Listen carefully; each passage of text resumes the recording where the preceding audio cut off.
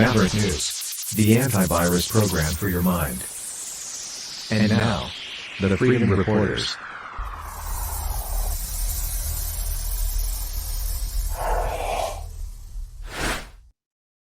There she is. She's back.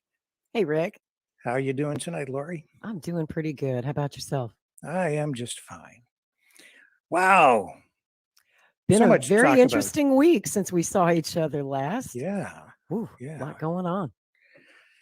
Yeah, and it continues tonight. Vladimir Putin addressing the nation again, following whatever you want to call that thing that we witnessed over the past few days with the Wagner. Do you say Wagner or Wagner? Wagner. Of I heard course. it pronounced both theys. Yeah, I think the correct spelling would be, or pronunciation would be Wagner, as a reference to the composer that the Nazis liked so much, of course. So, yeah, Putin. Pretty level-headed, pretty calm. Yeah, steady hand. Honestly, I have to say I was pretty impressed with him. Again, I mean, he's a mystery wrapped inside a riddle, wrapped inside an enigma. Thank you, Churchill. Thank you. He is. It's been tricky to figure him out the last few days, even for someone like me who studies him pretty closely. The address that he gave today was a pretty stark contrast to the one that he gave on the day that all this was unfolding 2 days ago. Yeah. Boy, he was mad. I mean, you never see Putin lose his cool. You never see him get angry, but you could see in his eyes that steely determination, and he was pissed. He was just straight up pissed, and who could blame him? Yeah, well, I think that Prigozhin is lucky, honestly. Luckiest man alive. He's now. lucky to be alive. Exactly. Yeah, alive for now. For now. He might find himself jumping from a balcony someplace soon. Stumbling in front of a train. Yeah, maybe. You never know. He's disappeared. Well, he did disappear for a while, but no, he's still mouthing off, isn't he? Yeah. He's got cojones. That guy. I'm telling you. After this, he'd be wise to just shut up. But no. I don't know. Maybe. I don't know what you do when you back yourself into a corner like that. Do you shut up, or do you double down, come out even stronger? I don't know what you do to protect yourself. So what is he doing? I haven't had a chance to catch up on the latest from him today. I don't know, because I've been following the Putin stuff, right, and listening to a lot of other people sort of analyze what, just find out what other people are thinking about it. And I'll tell you, the theories out there are all over the map. They are, truly. Even from a lot of people that I look up to and respect, like Colonel Douglas McGregor. He had some interesting comments about it. Did you see what he had to say? I did. He was on the mother of all talk shows with Mr. Galloway. That's right. I did watch that. I thought his analysis was interesting. Not what I expected to hear from Colonel McGregor at all. He didn't even want to say that Wagner was a mercenary group, even though it seems to me they clearly are. I hate to disagree with Colonel McGregor, but I have to disagree on that one. Yeah. They're definitely a mercenary group. He can sugarcoat it. I don't know what his reasons for sugarcoating it might be, but yeah, they're a mercenary group. Well, hopefully we'll get a chance to ask Colonel McGregor more. We're going to dig into that a bit more. He is scheduled to be on the show sometime this month here on Maverick News. We're just working on nailing down a date, but he's already said yes, and we're really looking forward to that. And boy, I've got a lot of questions. A lot of questions. Yeah. Hopefully he can explain that more. He's the guy with the experience. He's the authority. So I'm also looking forward to having a chat with him. Well, that's why I'm not so quick to dismiss what he said. It just kind of took me by surprise, and I'd like for him to dig a little deeper and explain that more. He also had an interesting take on the unfolding of events the last few days. Some things that I hadn't really considered. He made some interesting points. And I hope everyone will go watch that. That was on the mother of all talk shows with George Galloway. Yeah. Sunday. Yeah. Yeah. He has quite a following. And he disagrees with Scott Ritter, who actually said something very similar to what I said. Like, I came up from the very beginning, and I said, probably some CIA involvement. They're probably manipulating things to some degree, not entirely, but they have to have their fingers in this someplace, trying to manipulate the situation and maybe even making Prigozhin an offer that maybe he found hard to refuse.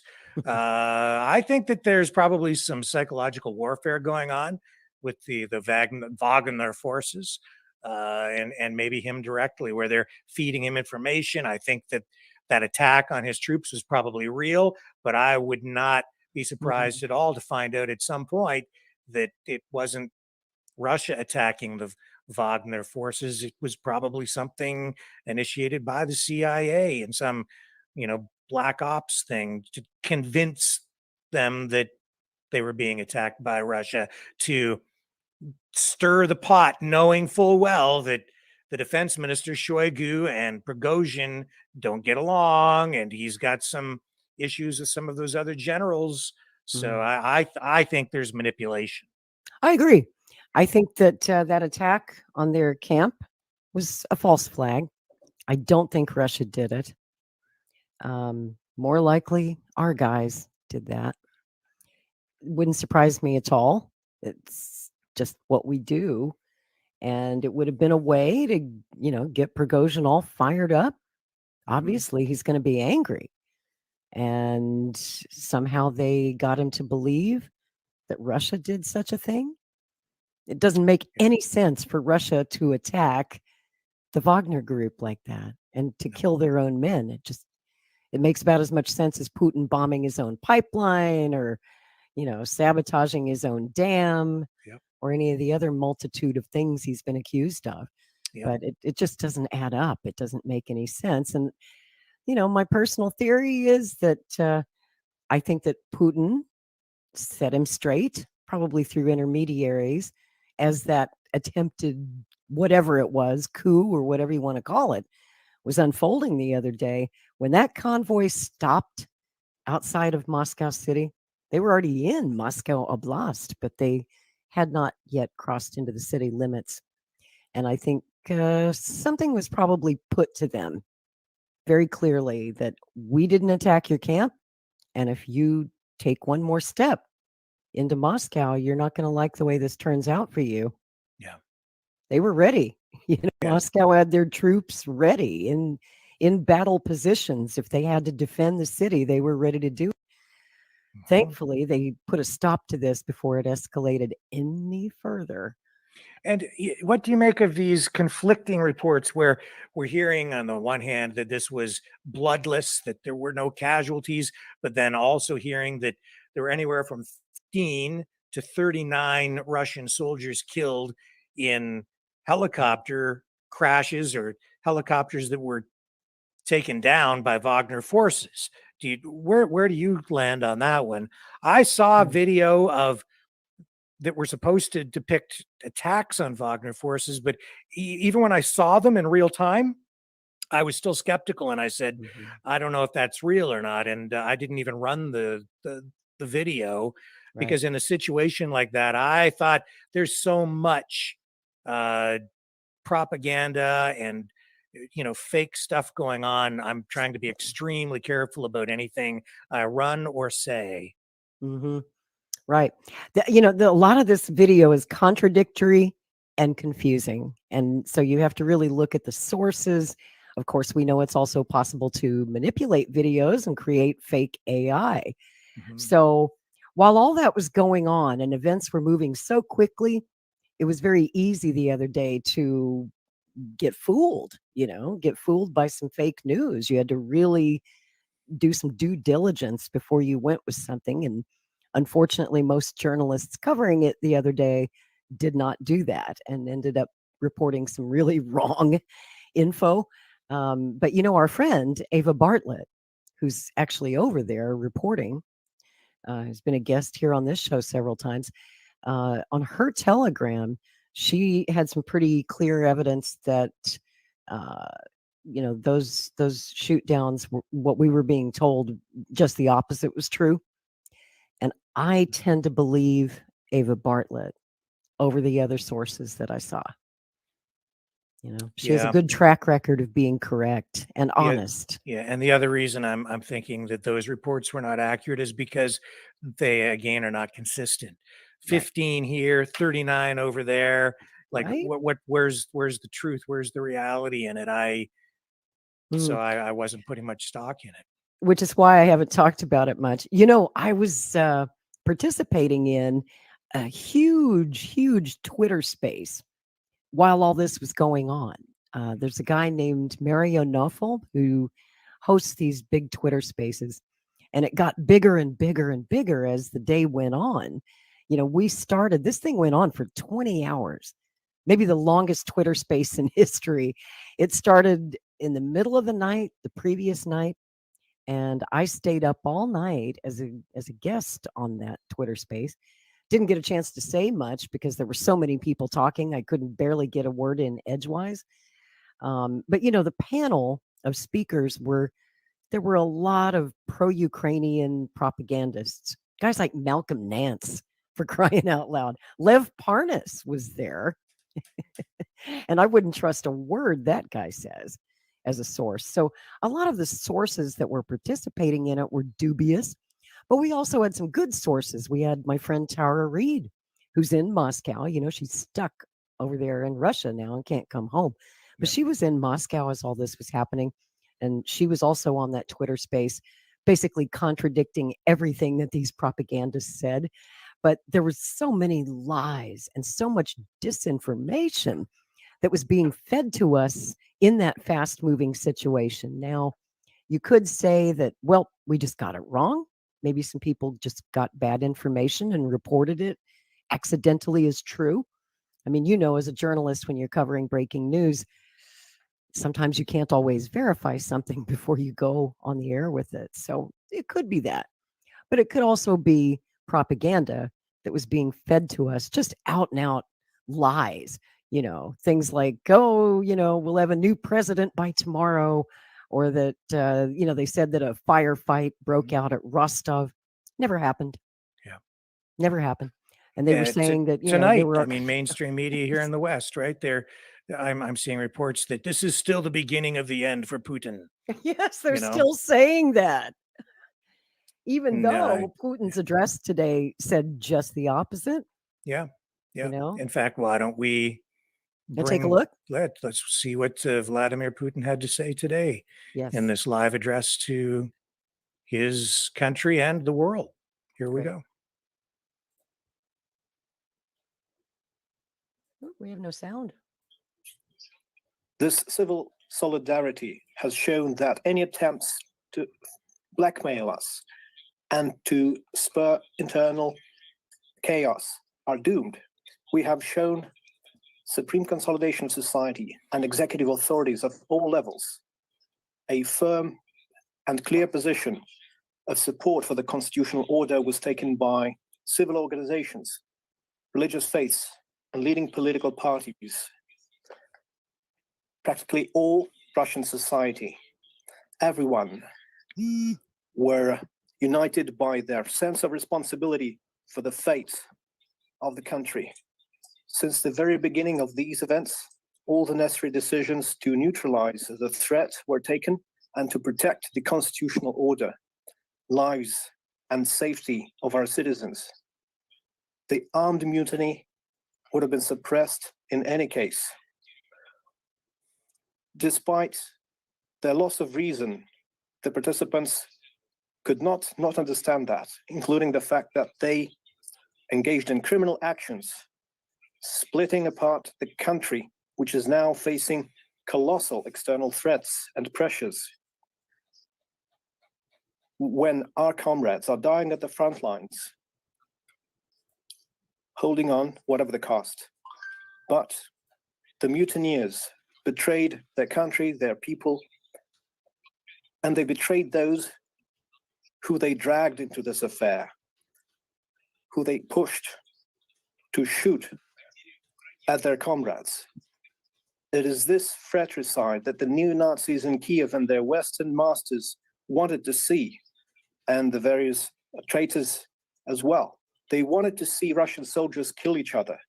They wanted to see Russian servicemen and civilians die, and ultimately to see Russia defeated and the Russian society split apart and in a bloodbath. They didn't want to take responsibility for failures in the war and with the so-called counteroffensive, but they miscounted. The law enforcement authorities and the military were loyal to their oath and to their people and to their duty.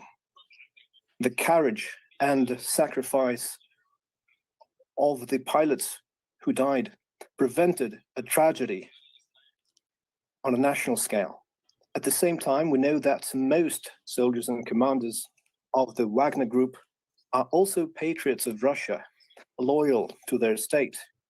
They proved this with their courage in combat, liberating the Donbass and Novorossiya. They were used blindly. They were thrown against their comrades with whom they fought shoulder to shoulder for its future. So since the very beginning, I gave orders to prevent bloodshed, and we needed time for that, including to give an opportunity to those who realized they'd made a mistake to rethink their decision, to realize that they're putting society at risk and that this is leading to destructive consequences as a result of this reckless affair. I thank the soldiers and commanders of the Wagner group who made the only correct decision and refused to engage in the fratricide and who stopped at the last line. Today, you have an opportunity to continue your service to Russia by signing a contract with the Ministry of Defense or other authorities, or go back to your families. Those who wish may go to Belarus. The promise I gave will be fulfilled. I repeat, the choice is up to you. But I'm sure that this will be a choice of Russia's warriors who realize their tragic mistake. I'm grateful to President of Belarus, Alexander Lukashenko, for his efforts and his contribution to the peaceful resolution of the situation. But I repeat, it is the patriotic spirit of people, the consolidation of the entire Russian society that played the deciding role in these days. This support allowed us to overcome this hard challenge. Thank you for this. I'm grateful.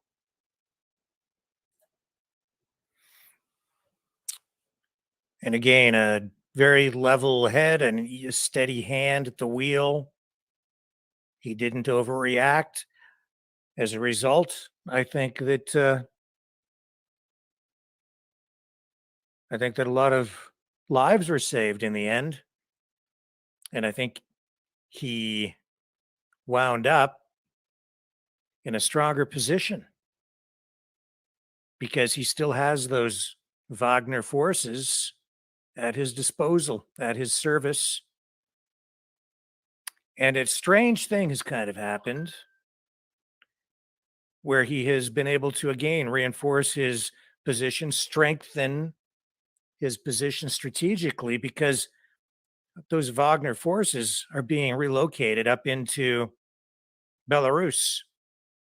And when you combine those Wagner forces with the forces that are already there, he has, I think it's somewhere now around, well, he'll end up with about 70,000 troops, if I'm not mistaken. And Lori might correct me on this, but yeah, a much stronger force will be situated in Belarus, where they also have those tactical nuclear weapons stationed. But most importantly, that's only about 100 kilometers from Kiev.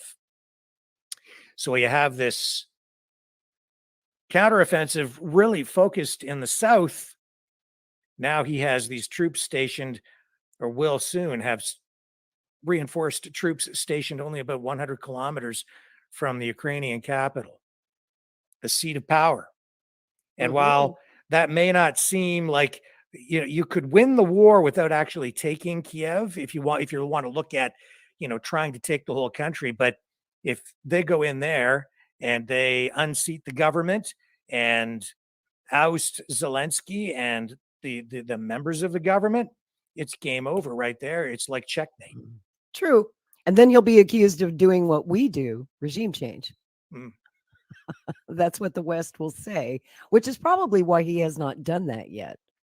He could have done it long ago. Yeah. Yeah. And when you say that, actually, you're making a very good point.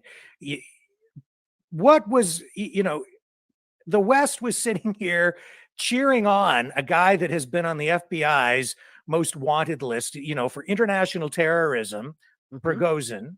They've hated that guy since he started Wagner. So they loved him. Then they loved him. And now for a few days, it's like, hey, he's gonna get rid of Putin. And the guy is a thug. He is a mercenary. He has advocated for basically a scorched earth approach to the special military operation. No, he wanted a full scale scorched earth war, just level everything and end it.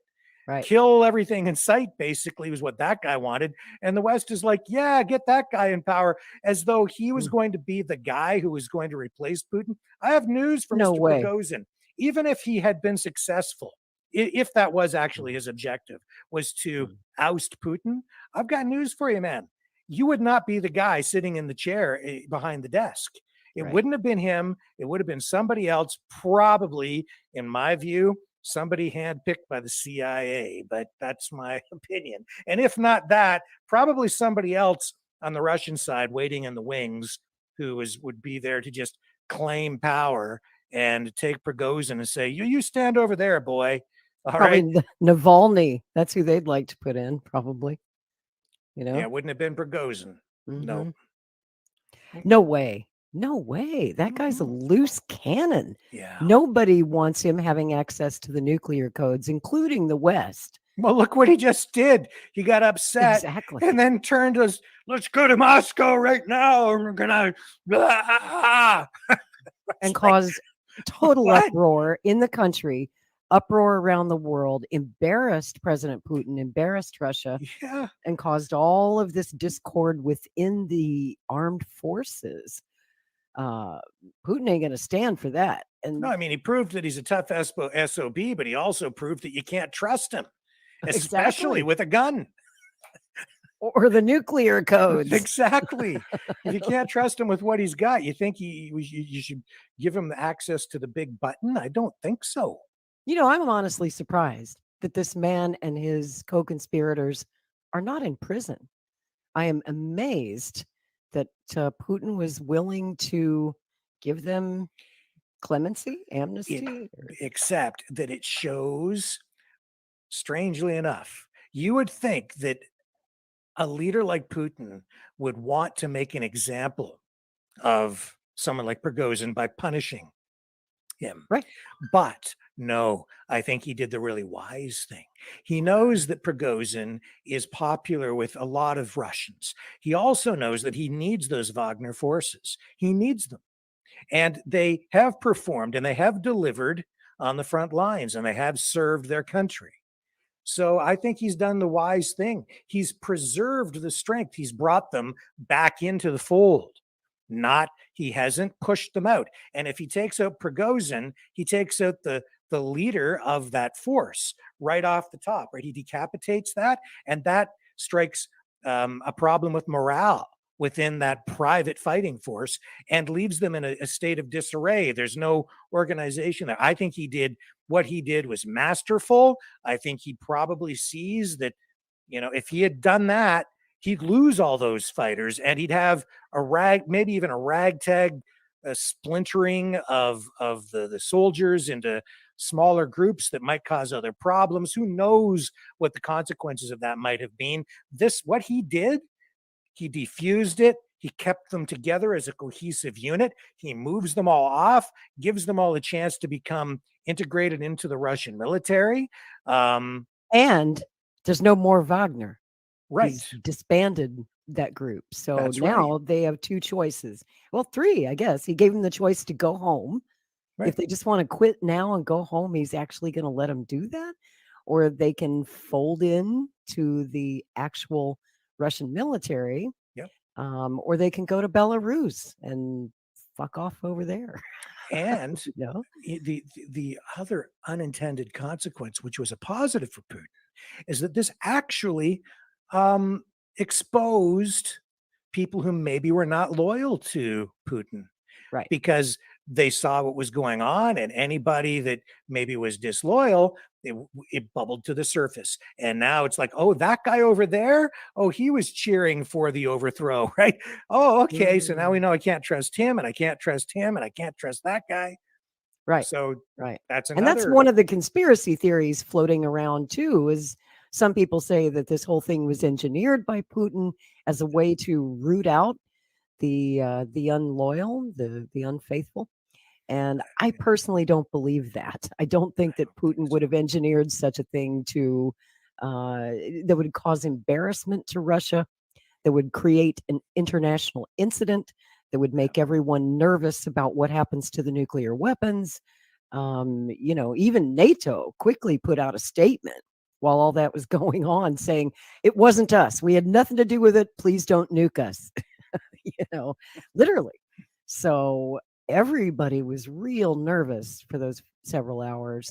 I mean, we were live on Twitter Spaces. I was there for 17 hours. Yeah. I'm still tired.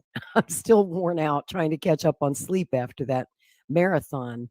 But, there's no way that Putin would have ever brought that kind of dishonor upon his own administration or the Russian Federation. There are other ways to smoke out traitors without doing it so publicly. Yeah. So I don't believe that was what actually happened. But you're right. That wasn't the motivation behind anything. Right. Yeah. But as an added bonus, now he knows who's loyal and who isn't. That's right. I think you're right. And so people in the West, the mainstream media over here, they're still trying to suggest that Putin is now very weak and it's showing cracks in his grip on power. But I don't think so. I think he's come out of this as strong as ever and maybe even stronger, honestly. I do too. I mean, in his speech today, and it was true what he said, that the people stood with him. The armed forces stood with him, except for these few traitors. The Russian people are with him all the way. Yeah. I don't think it's changed their perceptions of him at all. And like you said, if anything, it's only made them love and respect their leader more. Now, as Americans, we can't relate to that. I'm sure a lot of Canadians can't relate to that, of actually having a leader who has almost 90% support among his own people. Mm-hmm. And not only that, people trust him. They trust their leader. We don't know what that feels like in the United States. It's been a hell of a long time since we had a that's why I still stick with this idea that the CIA was probably behind some of this in some way, because most other people in a leadership position who had that kind of power, as soon as they saw that convoy coming toward Moscow, if it had been anybody else, I think they probably would have said, take them out. And then it would have given the West everything that they had been hoping for. And they would have started blowing up the Wagner forces, all of the vehicles. They would have been killing their own soldiers. They would have been fighting among themselves. It might have even started a civil war. That's what they were hoping. Yeah. So, Yep. I mean, this gave NATO, the United States, everything that they could have possibly wished for if Putin had pulled the trigger and had taken them out. Exactly. And he didn't do it. No, he did not. And much to my Thinking. surprise, now, Thinking. had this been the old Soviet Union, had he been Joseph Stalin, those boys would be in the gulag. The end of that. They would have been in front of the firing squad, Yeah. right? In no Mhm. time flat. So it shows you that once again, Putin has shown incredible restraint. Was pretty humane about the whole thing. Oh, yeah.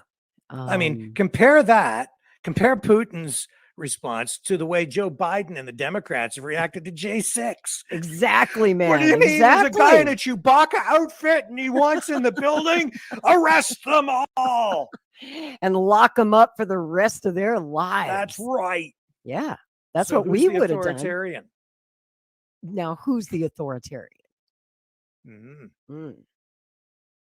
It's pretty clear. You know what Joe Biden would have done. Exactly Yeah. what you just said. That's what he Yeah. would have done. Yeah. But some might say that Putin is being too nice about this. But believe me, if these guys cause any more trouble, he's not going to be so nice. Yeah. And He's warned them. I still think Prigozhin's in a little bit of trouble in the Right. long run. Just not immediately, but Well, it's sometime, betrayal. somewhere down the road, That in was the not too total distant betrayal. future. Yes. And mind you, he and Putin have been friends on and off for Mhm. more than 20 years. He used to be Putin's personal chef. Yep. And when you're someone's personal chef, you get to overhear a lot of dinner table conversation that's private. So you have to trust whoever's cooking for you a lot, right? Yeah. And some people say, another theory floating around is that maybe Prigozhin survived this because he had some blackmail on Putin. Little mutual understanding may have been reached. Who knows? It's possible. It's possible. 20-year friendship, you pick up a lot of I just think intel. that Putin is a cool customer. I He just think is. he's just kept a level head. He looked at it from, an aerial view, got the big picture and said, you know what? The smart thing to do right now is just to defuse it Mhm. and just do what he did. That was the brilliance of it all. He diffused it, ended it within a day, and no real bloodshed. Ended it within hours. Yeah, I mean, it was Quickly. like it was over. Yeah. And his power, his military preserved, the country still united. It was the right way to do it, the proper thing to do. He thought it through, and that he did exactly what he needed to do. Once again, displaying grace under pressure. Yep.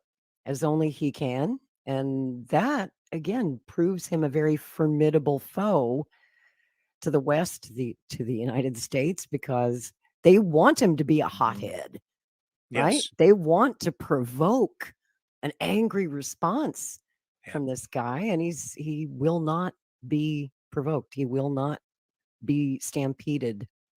And he kept his head on straight through this whole thing. He was firm and resolute. Certainly that televised address he gave while all this was unfolding was very no nonsense. He made it clear he would not be tolerating this.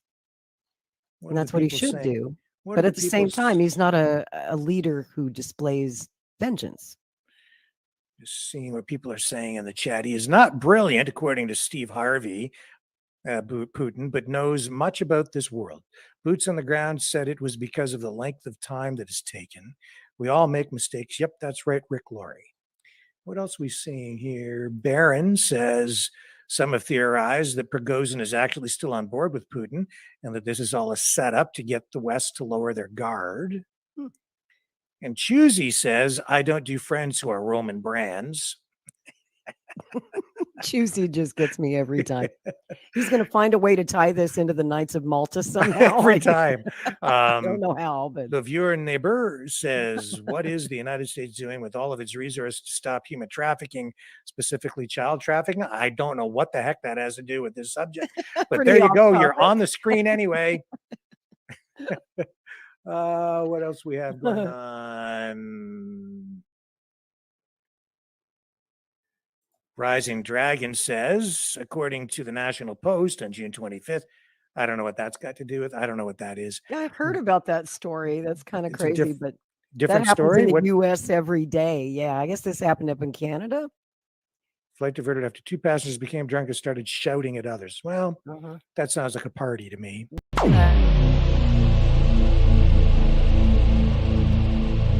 This has been a Maverick Multimedia production.